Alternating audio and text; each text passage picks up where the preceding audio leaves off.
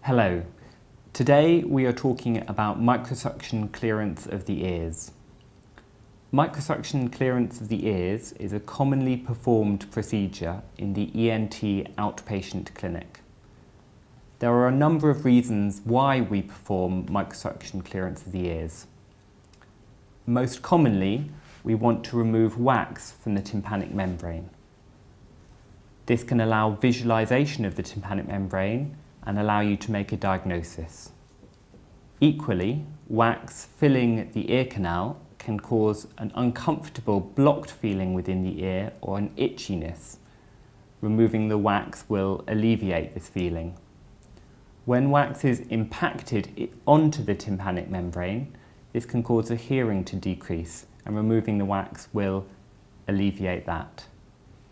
In infectious and inflammatory conditions such as otitis externa, removing debris and mucopurulent discharge from the ear canal can help speed the resolution of this condition. In conditions like cholesteatoma or chronic suppurative otitis media, microsuction may be an adjunct to their treatment by removing debris from the middle ear or the ear canal.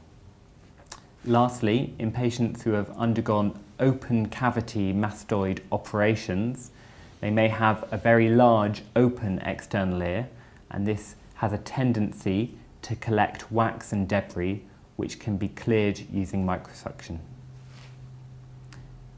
This slide shows the anatomy of the external ear.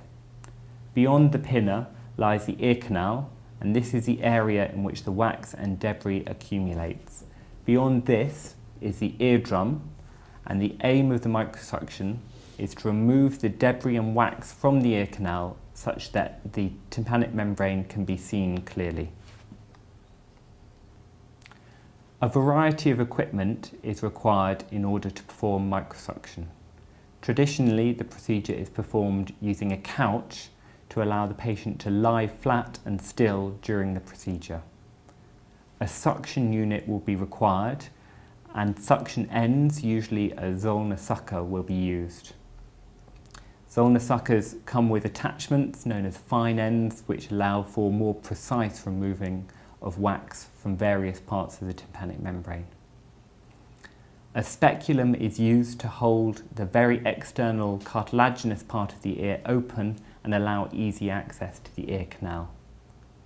A microscope is used to demonstrate the ear canal in detail, to provide light to the ear canal, and usually this is secured without the need of your hands in order that your hands may be free to perform the procedure. Additional tools are often required, such as wax hooks, Jobson horn probes, occasionally needles, and crocodile forceps in order to remove parts of debris that may not be amenable to suction. Before performing the procedure, it's important to prepare the patient. There are a number of things that you should warn them about. Firstly, the procedure is very noisy.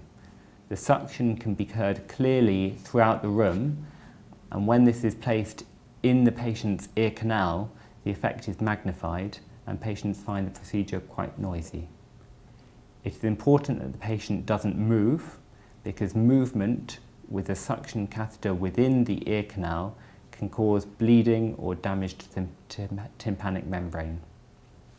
The patient should also be warned that the procedure may be uncomfortable and rarely painful. Pain tends to come from the instruments touching the external border of the ear canal. The procedure is very variable in the length of time it can take. It can take 15 to 20 seconds or 5 to 10 minutes. Patients with mastoid cavities often have longer procedures. In order to position the patient, the couch should be placed at a comfortable height with the patient lying supine on it and the head turned away. The microscope should be approximately 30 centimetres away from the ear canal, and you should be comfortable, and the patient should be comfortable in this position with the ear canal facing you such that you can access it easily with both hands. There are a number of techniques used in microsuction clearance of the ears. The first technique that we'll describe, looking at the instruments, is suctioning. The first instrument is the oral speculum. The speculum is inserted into the external part of the ear, and it holds the hair and cartilages around the entrance of the ear canal open to allow access into the deeper part of the ear canal.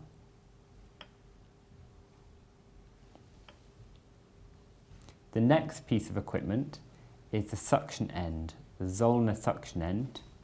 This end would be attached to the suction unit via tubing.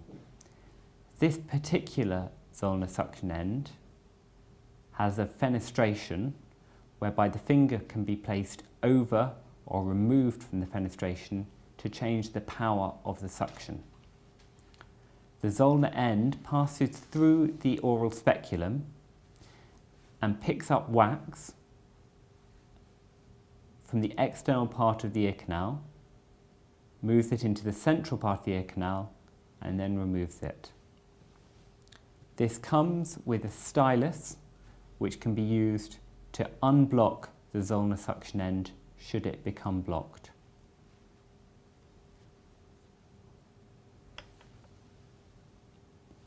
Another attachment for the Zollner suction end is the fine end.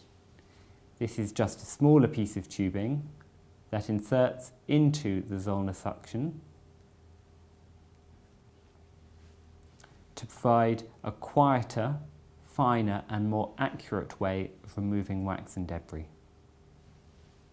The next technique that we will describe is the use of other tools such as the wax hook and the Jobson horn probe. The first is the wax hook. The wax hook may be inserted beyond a hard lump of wax that may not be removed by suction, and then rotated such that the hook catches the wax, and this can then be removed. It is important that the hook does not touch the wall of the ear canal, as this may cause the patient pain and bleeding. The next piece of equipment is the crocodile forceps. The crocodile forceps are fine forceps that may be inserted within the ear and used to grasp pieces of debris or foreign bodies that may lie within the ear. Once grasped, they can be removed from the ear canal. And the last piece of additional equipment is the Jobson horn probe.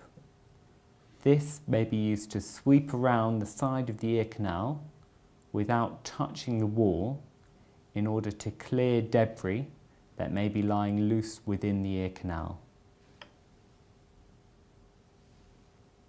At the end of the procedure, when the wax has been cleared, the tympanic membrane should be observed clearly. As you can see, the tympanic membrane in this patient is intact. You can see the handle of the malleus, with the tip of the malleus marking the central point of the eardrum.